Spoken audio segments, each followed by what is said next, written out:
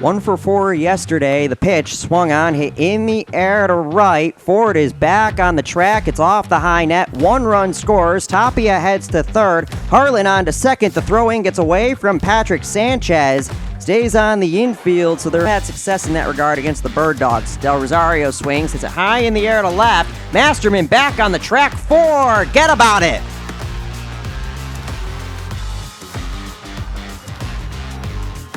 Rochelle Del Rosario. Gonzalez still pleading his case, and this could be problematic. And just like that, Down East with a complete response, it's 5-4.